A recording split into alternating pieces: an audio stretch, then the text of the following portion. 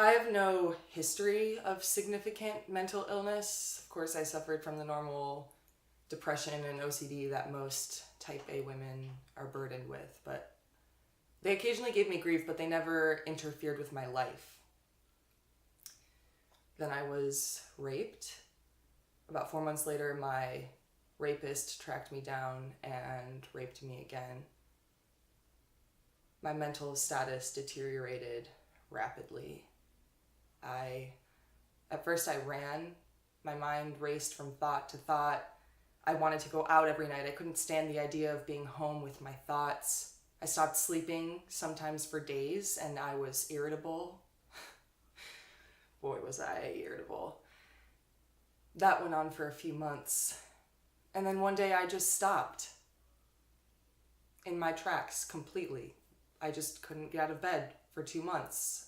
I would spend 21 hours a day in my bed, forcing myself up to be with my children for a few hours. But I was a ghost. Even when I was there, I wasn't there. I was having flashbacks and was constantly reliving the nightmare. Sleep was such a sweet relief. Eventually, my mother had to come to my house to wash my hair because I just didn't have the energy. Every other day, they would place me outside for half an hour so I would get sunshine.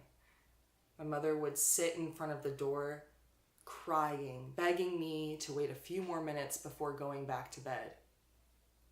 And so off I went to the psychiatric hospital. Away from my kids, away from my husband, away from my life.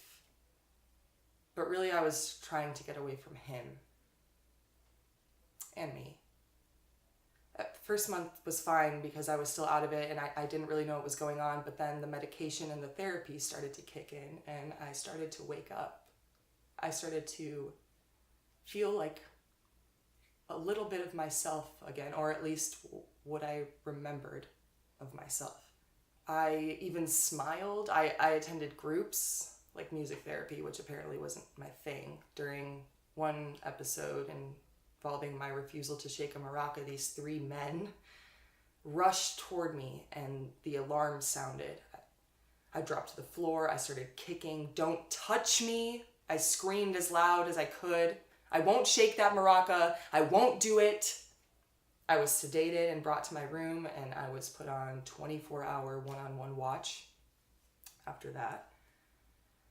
Now I'm medicated. I'm sedated. I'm remorseful. I talked to my mother.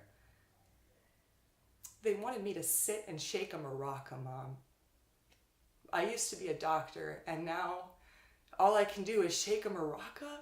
I mean, I was a doctor, Mommy, before all of this.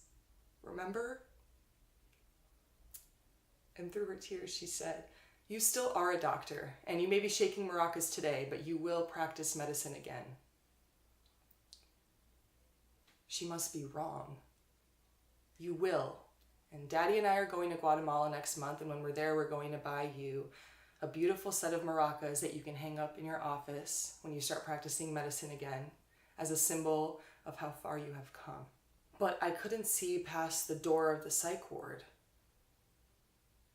I will not practice medicine again. I will not be a doctor again. I will not be me again. He has taken everything. I have nothing.